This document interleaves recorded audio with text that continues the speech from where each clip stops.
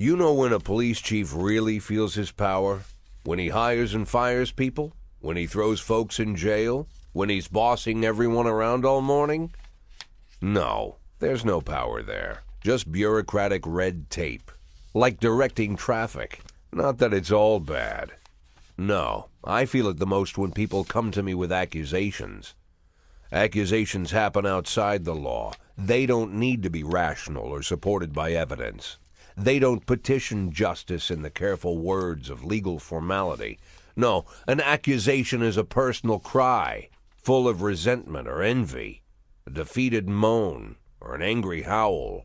The accuser rarely imagines you'll share their resentment, their envy, their hatred. No, but they do imagine that your love of power is so strong that you'll leap to decide the fates of others, happy just to take someone's word for the facts. Businessmen accuse the gangsters blame our public figures denounce politicians, the politicians point to the businessmen. When it comes to accusation, there's only one rule. Don't aim too high.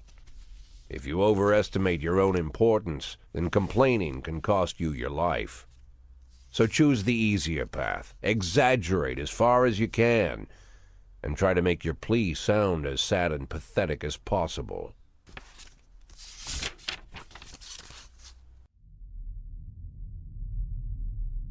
The accusation I received today sure didn't fit the normal mold. After killing Vikas Varga and routing his supporters, Sand further strengthened his already powerful authority. Even a month ago, anyone coming out against Sand would sound like a lunatic with a death wish. Today, it's the same thing as suicide. But the letter I'm holding in my hands directly connects Henry Sand, lieutenant of the Sand Mafia family, to the reported death of successful banker John Pazzi. Henry has a daughter, Marianne, a dancer, and apparently it all started with her. One day, Marianne danced in the title role of a production of Giselle, and Henry, proud father that he is, brought the whole family to the premiere, along with some of the family's business partners. Among their guests was the young banker John Pazzi. He couldn't keep his eyes off Marianne, but she ended up brushing him off. In response, Pazzi ambushed her one night after rehearsal, pulled her into his limousine, and had his way with the poor girl. After that, gentleman that he was, he drove the girl home and threatened that if she told anyone what happened, her mother would get the same treatment.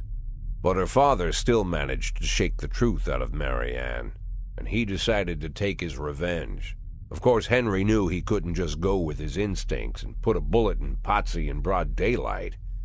The rich bastard was too important for business, and Henry is neck-deep in the family business, overseeing transportations for the Sand Mafia.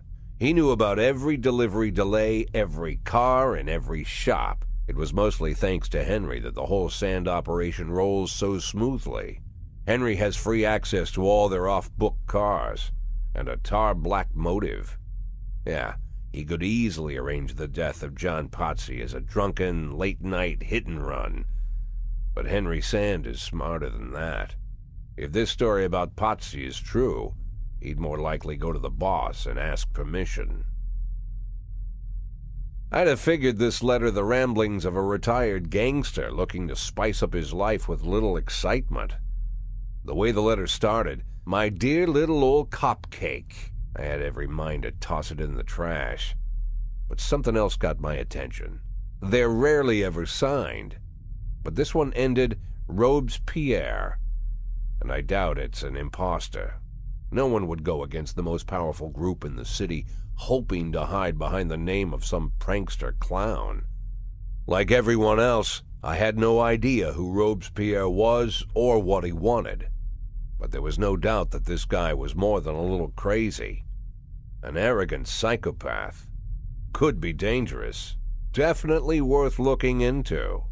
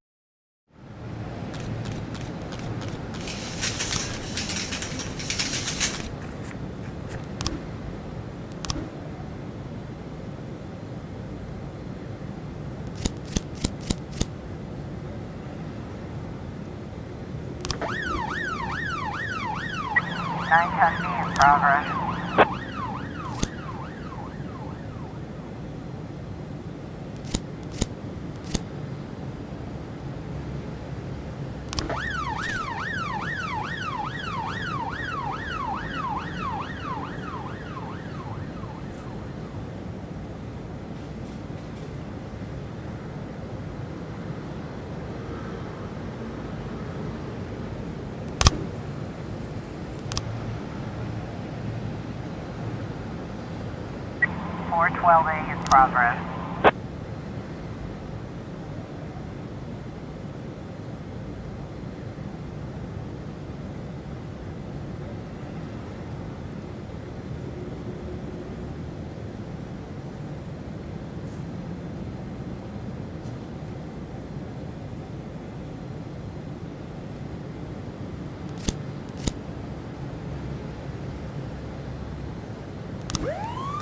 Officer on scene. Looks like we have a situation here.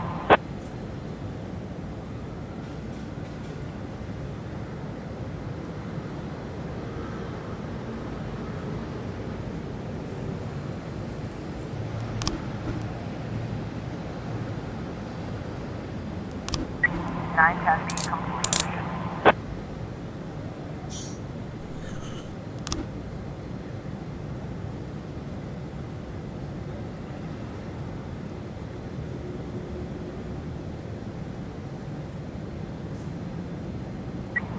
I was trying to raise 10-1, Sergeant Hotspot.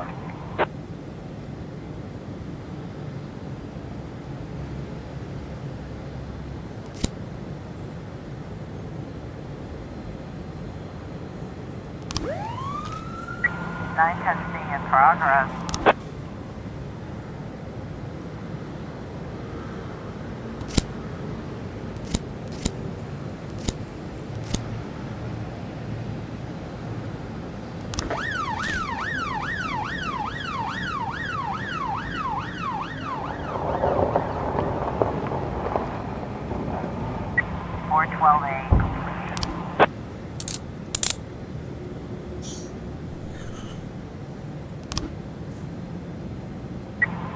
A in progress.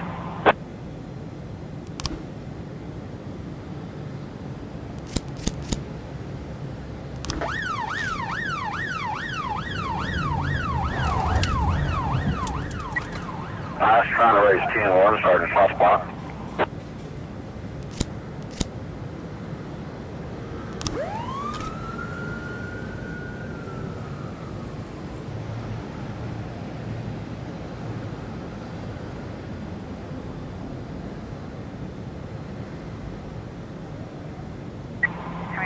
A in progress.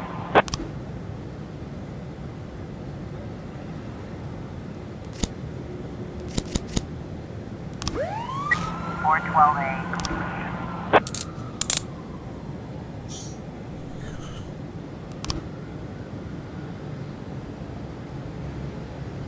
910C completion.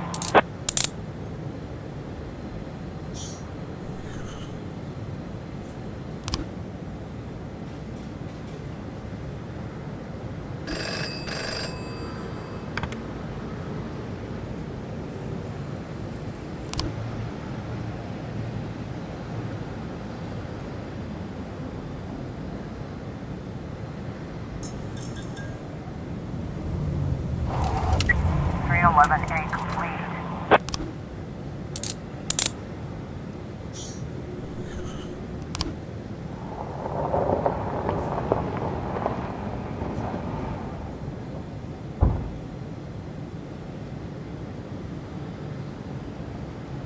Nine 10C in progress.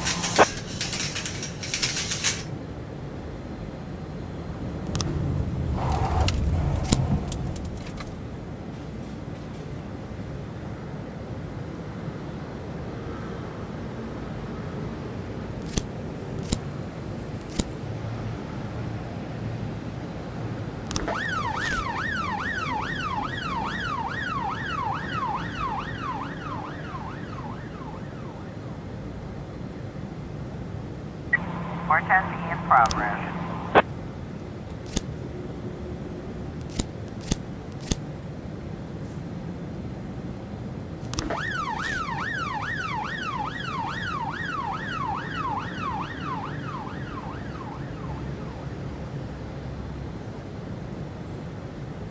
We've got a situation here.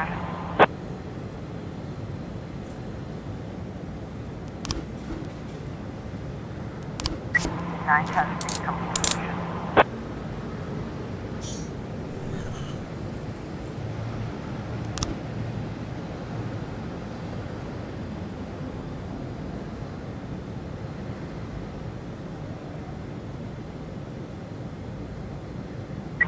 410 be complete.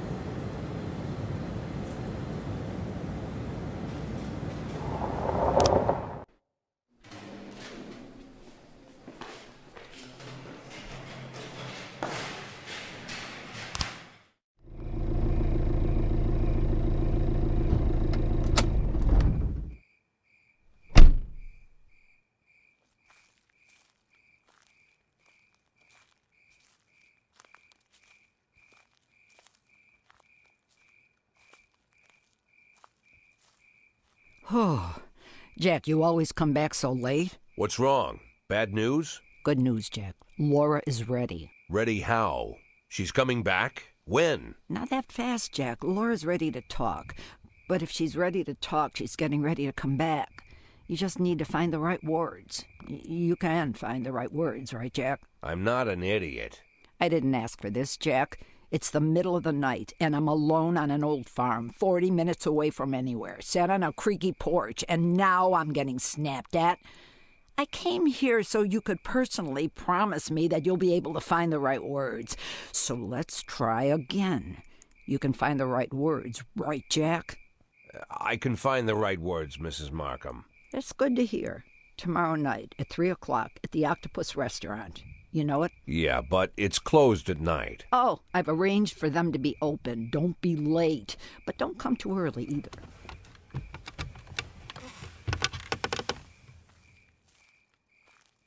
Mrs. Markham? Yeah? I should probably offer you some tea or something before you go. Do you have any tea? No. Good night, Jack.